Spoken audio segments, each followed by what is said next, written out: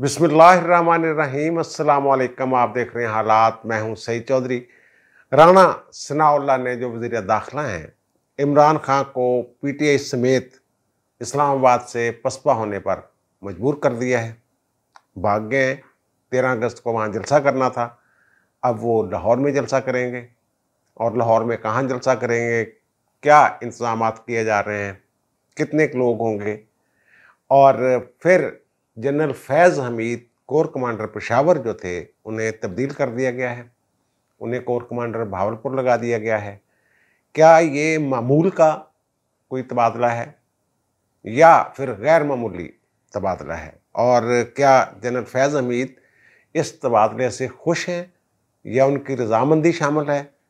इसके क्या सियासी असरात भी कुछ हो सकते हैं, इस पर बात करेंगे। लेकिन इससे पहले जनाब खान साहब, वो मैंने कहा था कि जब बंदे की मत मारी जाती है ना, फिर वो ऐसी हरकतें करता है कि बहुत सारे राज अफशा हो सकते हैं, उसकी जहनीत, अकल, किरदार, बहुत सारी चीज़ें सामने आ जाती हैं। और ख़ान साहब ने जो नई एक छबल मारी है वो ये है कि ख़ान साहब जो है वो ख़ुद को बानियाने पाकिस्तान की नस्ल में से साबित करने के लिए उन्होंने एक ट्वीट किया है। वो ट्वीट हम आपको स्क्रीन पर दिखा रहे हैं। ट्वीट में वो कहते हैं कि जनाब लंदन 1930 की तारीखी गोल मेज़ कॉन्फ्रेंस जिसमें कायद-ए-आज़म और इकबाल दोनों मौजूद थे, ये तस्वीर मेरे ख़ानदान के लिए फ़ख्र का बायस है क्योंकि इसमें मेरे दादा के भाई मोहम्मद ज़मान ख़ान, जिनके नाम पर ज़मान पार्क कायम किया गया, और मेरे खालू जहांगीर खान भी मौजूद हैं, बाईं जानब से दूसरे और तीसरे नंबर पर। यानी इसमें यह कहना चाह रहे हैं कि 1930 की जो गोल मेज़ कॉन्फ्रेंस हुई थी जिसमें कायद-ए-आज़म और इल्लामा इकबाल दोनों उनके बकौल शरीक थे, तो वहाँ इनकी फैमिली जो है वो भी मौजूद थी। इनके खालू भी थे, इनके दादा के भाई भी थे मोहम्मद ज़मान ख़ान साहब। लेकिन ये जो तस्वीर उन्होंने दिखाई है, ये तस्वीर गोल मेज़ कॉन्फ्रेंस की नहीं है। गोल मेज़ कॉन्फ्रेंस ऐसे नहीं होती। गोल मेज़ कॉन्फ्रेंस का मतलब ये होता है कि तमाम जो लोग हैं, जो शुरका हैं, जो अमायदीन हैं उस मीटिंग में शामिल, वो सब बराबर हैं। अगर मुस्ततील शक्ल की मेज़ हो तो फिर जो आखिर पे बैठे होते हैं लोग, वो जो चेयर कर रहा होता है बंदा, साफ पता चल जाता है कि वो मुमताज़ हैसियत का मालिक है। गोल मेज़ कॉन्फ्रेंस का मतलब ही ये होता है, राउंड टेबल, कि सब बराबर हैं। और ये आप देख लीजिए जो दिखा रहे हैं ये टेबल, वो मुस्ततील शक्ल की है और उनके आगे बिस्किट भी पड़े हुए हैं, और लग ये रहा है कि ये कोई टी चाय का कोई वक्फा है या चाय है या कोई मुलाकात है। हमायदीन मौजूद हैं, बड़े लोग मौजूद हैं, और इसको फोटोशॉप भी नहीं कहा जा सकता। ये जो जहांगीर साहब हैं, इनके खालू डॉक्टर जहांगीर, इनकी उम्र उस वक्त सिर्फ 20 साल थी। अगर ये 1930 की कॉन्फ्रेंस का बता रहे हैं तो वो 30 साल का एक लड़का जो वहाँ पढ़ने के लिए गया हुआ है और उसके 2-4 साल बाद क्रिकेट शुरू करता है वहाँ, तो वो अमायदीन, इतने बड़े जो बड़े बड़े अमायदीन थे पूरे हिंदुस्तान के, उनके साथ बैठ के क्या डिस्कशन कर रहा होगा। और जो इन्होंने अपने दादा का भाई बताया मोहम्मद ज़मान ख़ान, वो मैं नहीं जानता उन्हें, मैंने तारीख़ में पढ़ा नहीं है उनका ज़िक्र कहीं। हो सकता है मे बी मोहम्मद ज़मान ख़ान साहब हों, लेकिन इनके दादा के भाई नहीं थे वो। ये भी मैं आपको बता दूं। वो कौन साहब है इसका मैं आगे जाके ज़िक्र कर दूँ। पहले आप वो तस्वीर देख लीजिए जो असल तस्वीर है उस राउंड टेबल कॉन्फ्रेंस की जो 1930 में हुई थी। उससे साफ पता चलता है कि ऐसे नहीं है। हो सकता है कि जहांगीर साहब और वो जो ज़ाहिर है एक बड़ी फैमिली थी, जहांगीर जो साहब थे, और फिर हो सकता है कि जो ज़मान साहब जो बता रहे हैं वो किसी जनरल के बाप हों। ये मैं बताता हूँ कि इनके वो बाप साहब थे या क्या रिश्ता था उनका। इनके ननियाली वो रिश्तेदारी कुछ निकल सकती है, दुधियाली रिश्तेदारी नहीं निकलती खान साहब की। हो सकता है वो वहाँ मिलने गए हों, चाय पी रहे हों, चाय का वक्फा हो, बच्चा हो साथ बिठा लिया हो, यूरोप में पढ़ रहा है, स्टूडेंट्स मिल लेते थे कायद-ए-आज़म से, और कायद-ए-आज़म उनकी नसीहत और तरबियत के लिए कुछ बातें भी कर दिया करते थे। बहरहाल ये तो खान साहब का एक ट्वीट है। और खान साहब का एक पुराना ट्वीट भी जो है वो भी मार्केट में है। उसमें खान साहब कह रहे हैं कि लंदन में 1932 में मुनक्कद होने वाली गोलमेज कॉन्फ्रेंस की तारीखी तस्वीर में कायद-ए-आज़म और अल्लामा इकबाल के साथ मेरे खालू डॉक्टर जहांगीर खान और मेरी वालदा के चचा ज़मान खान, जिनके नाम पर ज़मान पार्क मंसूब है, भी देखे जा सकते हैं।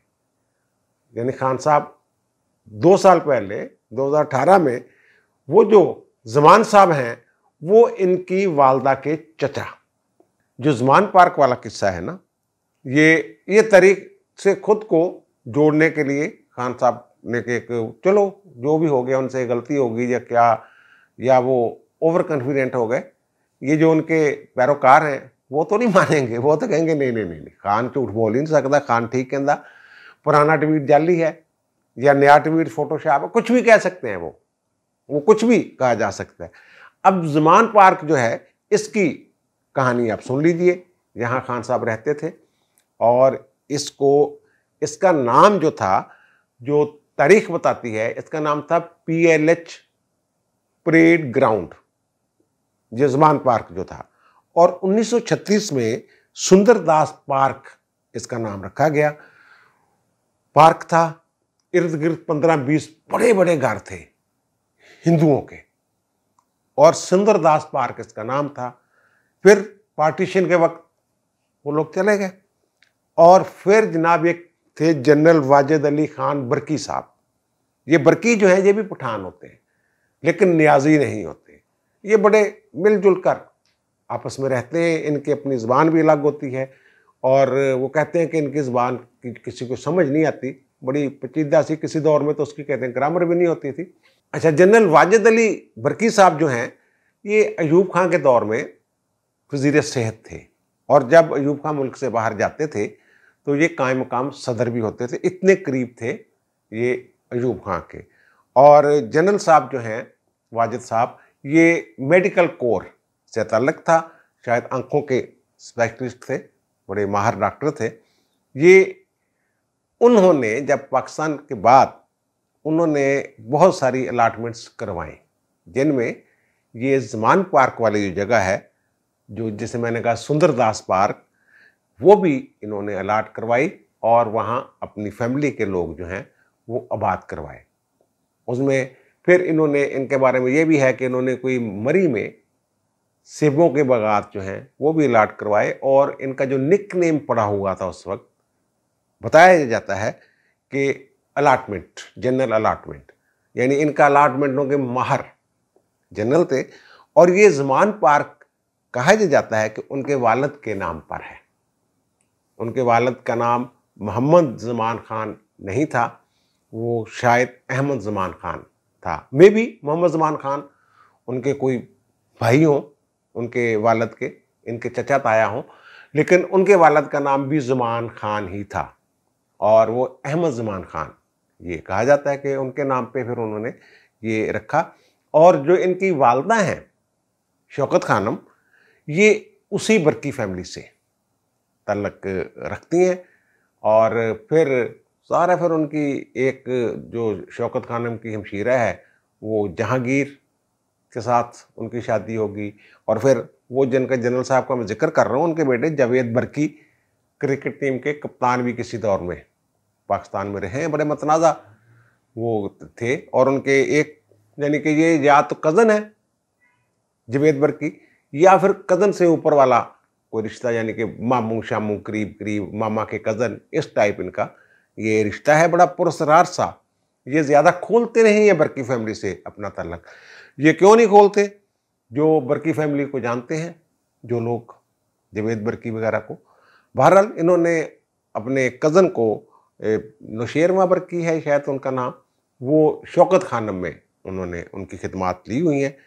ये सारा चक्कर है मामला। ये उस रिश्ते को, उस फैमिली के साथ अपना रिश्ता क्यों नहीं जोड़ते, आप ज़रा देख लीजिएगा। बरकी फैमिली का कोई मामला होगा जिसकी वजह से ये खान साहब जो हैं वो अपने आप को ज़रा अलग रखते हैं उनके साथ, लेकिन जोड़ जहाँ ज़रूरत पड़ती है वहाँ जोड़ भी लेते हैं। अगर ज़मान खान साहब या मोहम्मद ज़मान खान या अहमद ज़मान खान, जिनके नाम पे ज़मान पार्क है, और वो इतने बड़े सियासतदान थे कि गोलमेज़ कॉन्फ्रेंस में भी शरीक थे, तो इनको बड़े फ़ख्र के साथ बहुत पहले इसका जिक्र कर देना चाहिए था।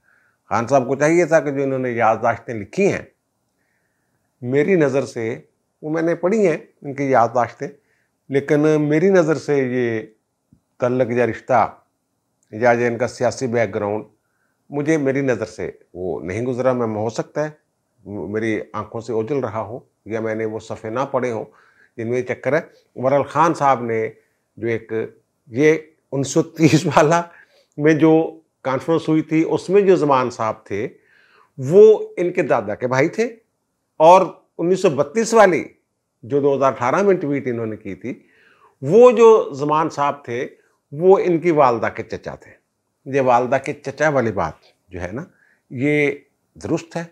उनकी वालदा के, अगर ज़मान खान साहब वहाँ थे, अगर ज़मान खान गोलमेज़ कॉन्फ्रेंस में थे, फिर वो बरकी फैमिली वाले ज़मान साहब बन सकते हैं, हो सकते हैं। जो जनरल जो वाजद अली जिनका मैं जिक्र कर रहा हूँ, उनके वो वालद मेरे ख्याल में होंगे। या फिर ये भी होता है कुछ फैमिलियों में मोहम्मद ज़मान, अहमद ज़मान इस तरह नाम रख लेते हैं, हो सकता है। लेकिन बहुत सारे पर्दे पड़े हुए हैं, बड़े पुरस्रारियत सी है, इन्होंने अपने ननियालियों को बड़ा छिपा के रखा हुआ है खान साहब ने। और फिर जहाँ तक पसवाई वाली बात है, तो इन्होंने जनाब इस्लामाबाद परेड ग्राउंड में अजीमुल शान जलसा करना था, इनकलाब का आगाज़ होना था वहाँ से, और इन्होंने कहा कि जनाब हम परेड ग्राउंड में जलसा करेंगे। अब ये कहते हैं कि जनाब हमें इजाज़त नहीं मिली, जबकि राणा सनाउल्लाह साहब ये कह रहे हैं कि इस्लामाबाद हाई कोर्ट का हुक्म है कि H9 या परेड ग्राउंड जो है वहाँ जलसा हो सकता है। अगर ये पुरअमन तरीके से जलसा करना चाहते हैं तो आ जाएं। अब ये या तो इनके गवारे से बाहर निकल गई है, या आज किसी और चीज़ से खौफजदा हो गए, या इन्हें जो उम्मीद होती है कि कुछ फैमिलियाँ जो हैं, ख़ास फैमिलियाँ, ख़ास अदारों के जो बड़े हैं, उनकी फैमिलियाँ भी शरीक होंगी। ये कहते रहे हैं माजी में कि वो भी शरीक होंगे और वो भी शरीक होंगे, तो मे बी वो फैमिलियों को मना कर दिया गया हो कि जाने दें भाई, आप ना जाया करें। आपको पता ही है इन्होंने हमारी क्या मिट्टी प्लीज की है, इन्होंने मिल मिला के, और वो GIT बन गई है जिसमें ज़ाहिर है ये ISI के नुमाइंदे भी शामिल हैं, MI के IB के नुमाइंदे भी शामिल हैं। वो जो इनके हेलीकॉप्टर वाले सान्हे पे शहदा के ख़िलाफ़ जो ट्रेंड वगैरह बनाए थे उन्होंने, वो सारी इंक्वायरी भी शुरू होने वाली है। बहरहाल वहाँ से अब ये भागे हैं लाहौर की तरफ, और लाहौर में भी मीनार पाकिस्तान नहीं चुना है इन्होंने। मीनार पाकिस्तान भरना कोई खाला जी का घर नहीं है, और फिर कोई बड़ी जगह भी नहीं चुनी। हॉकी ग्राउंड में वो कह रहे हैं जनाब कि 13 अगस्त को अजीमुल शान जलसा होगा, और जिसमें लाखों लोग शामिल होंगे, और उस ग्राउंड में कितने लोग आ सकते हैं ये लौरिया जानते हैं। तो ज़ाहिर लोग तो नज़र आते हैं, वो जो कार्नर मीटिंग हो रही होती है, बाज़ औक़ात जो इंतखाबी जलसे होते हैं एक हल्के के, वहाँ भी जगह कम हो तो फिर सारे नज़र आते हैं, लोग एक दूसरे के साथ जुड़े हुए नज़र आते हैं। अब वहाँ खान साहब क्या है, इंकशाफ करने वाले हैं, क्या कहने वाले हैं। असद उमर साहब ने एक इंकशाफ किया जनाब, इनको ऑफ़र दी गई थी उस वक्त जब इनके खिलाफ तहरीक अदम-ए-एतमाद आ रही थी कि जनाब आप 3 नाम पेश किए गए कि जनाब इनमें से PTI वालों में से एक बंदे को आप बना दें। ये कोई नई बात नहीं है। खान साहब ने ये 2 या 3 अप्रैल को खुद भी ये बात की थी कि मुझे 3 ऑप्शन दिए गए थे कि PTI में ये 3 बंदे हैं, और वो शायद शाह महमूद कुरैशी, असद उमर खुद भी और परवेज़ खटक भी। इसीलिए तो खान साहब डरे हुए कि इन्हीं लोगों ने हाईजैक कर लेनी है, क्योंकि ये अगर एस्टेब्लिशमेंट ने ये कहा था कि ये 3 बंदे इनमें से एक ले लें वज़ीर आज़म के तौर पर, तो फिर ये मैंने मुबैना तौर पर 3 नाम बताए, तो फिर खान साहब खौफज़दा होंगे जनाब अगर मुझे माइनस कर देंगे तो ये बंदे जो हैं ये ज़ाहिर है फिर आगे आएंगे मेरी जगह लेने के लिए। इसलिए तो वो तरले मार रहे हैं कि यार मैंने छड़ के नहीं जाना, मैंने धोखा ना देना, मैं बड़ा यार परेशान है, तो इस तरह की गल्लां गुल्लां। बहरहाल अब ये आ रहे हैं फिर लाहौर में, और वो करेंगे क्या, इसी तरह की बातें शातें करेंगे। और खान साहब ने बाकी ये कहा था, उन्होंने मुझे कहा कि इस्तीफ़ा दे दो। अगर मैं इस्तीफ़ा दे देता फिर ये ज़ाहिर अपोजिशन वालों का बंदा वज़ीर आज़म बन जाना था। और फिर मुझे उन्होंने कहा कि जनाब इस्तीफ़ा नहीं देना तो चलो आप कबल अज़ वक्त इलेक्शन करवा लें, तो वो मैं मान गया कि मैंने कहा जो असम्बलियाँ तहलील कर देता हूँ। लेकिन फिर असम्बलियाँ तहलील करने का जो तरीक़ाकार था वो भी मेरे हाथ से छीन लिया गया। कासिम सूरी वाला वारदात डाली थी ना कि वो तहरीक अदम एतमाद ख़त्म करें ताकि ये असम्बलियाँ डिज़ाल्व करने का इख्तियार इनको दोबारा मिल सके।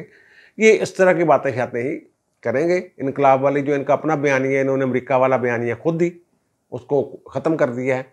और फिर जो मैंने कहता हूँ ना, मुसीबत अकेली नहीं आती और बंदे की मत मारी जाती है, सोचने समझने की सलाहियतें सलब हो जाती हैं उस बंदे की।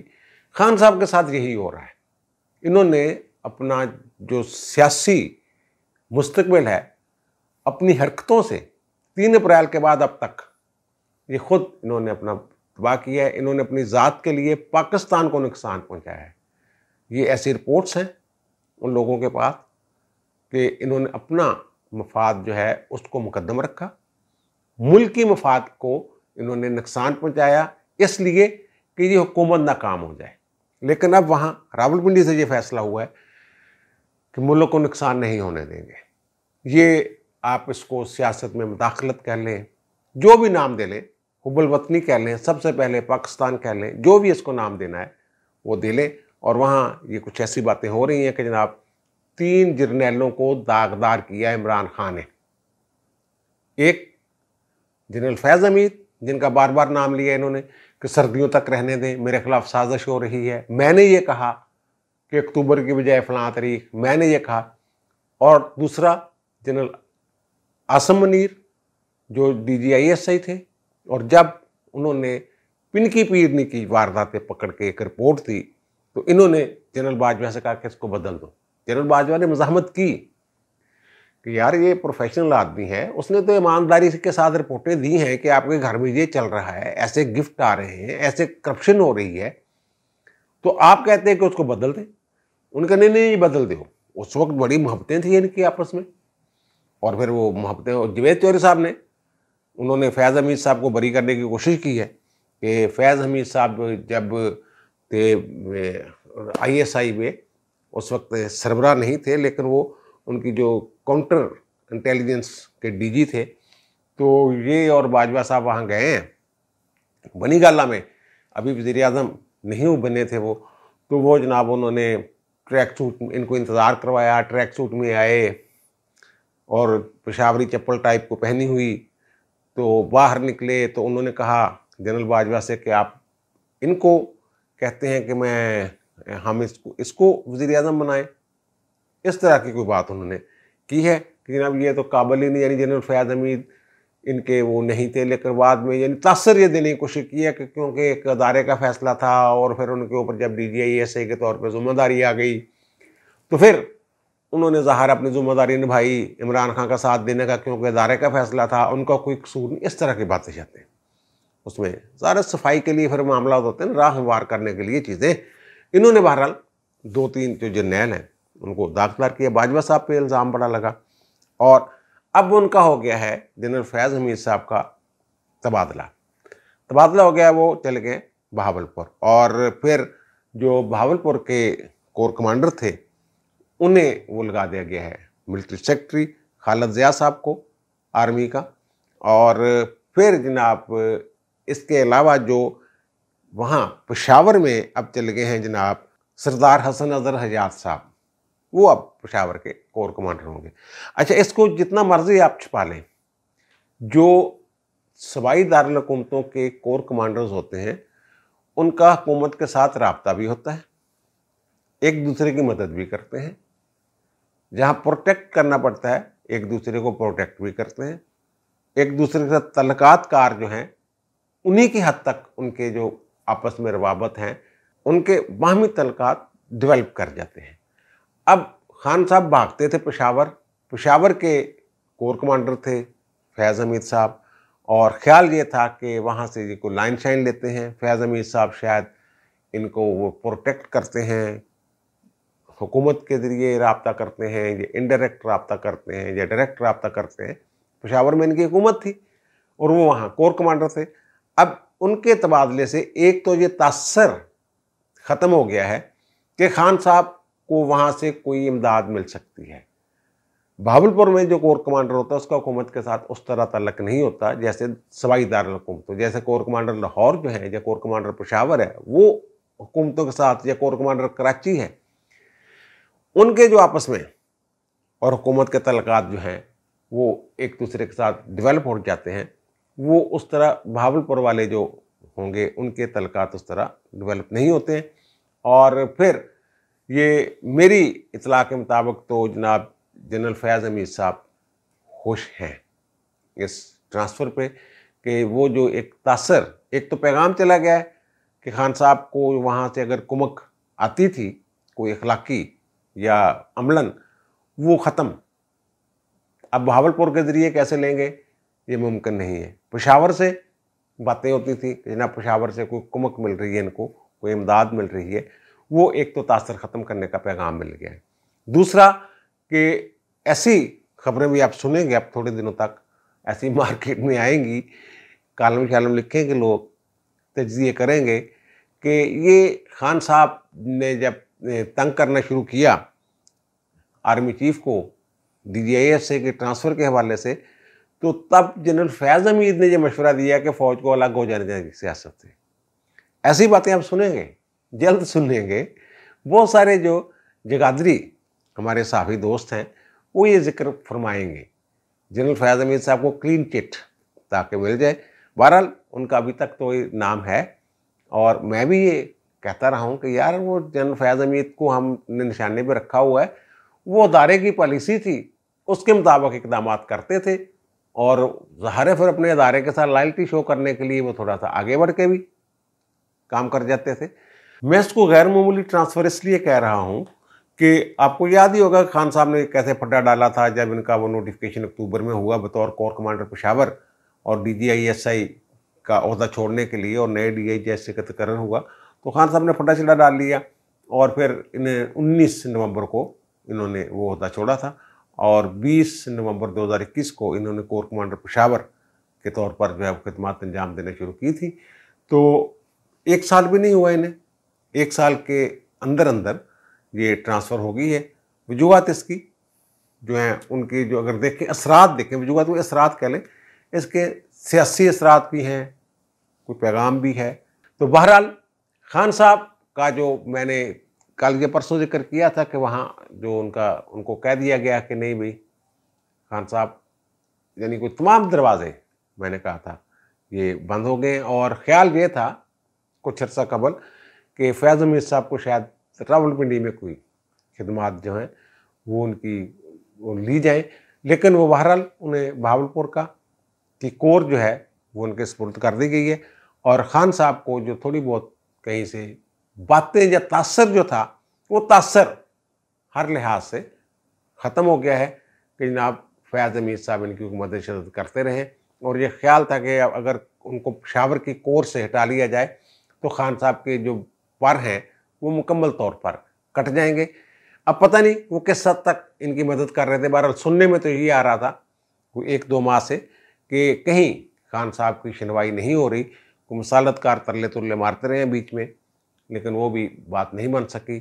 और ख़ान साहब ने वो कहते हैं पंजाबी ढेरी ढाती, दिल छोड़ दिया खान साहब ने, इस्लामाबाद भी छोड़ दिया, दिल भी छोड़ दिया, लाहौर आ गए, बड़के छिड़के मारेंगे। बहरहाल खान साहब की नहली का जो सफ़र है उसमें आप देखेंगे आइंदा चंद दिनों में तेज़ी आप महसूस करेंगे। ज़ाहिर है यार जिस अदारे को जिनकी बिल्ली थी उनको म्याऊं म्याऊं करोगे तो फिर वो इलाज ज़ाहिर है वो करते हैं उनका, वो ऐसे थोड़ा होता है कि जनाब बिल्ली म्याऊं भी करती रहे और वो उनको दूध और खिचड़े भी देते रहे कि ले भी मौजा कर, ऐसे नहीं होता।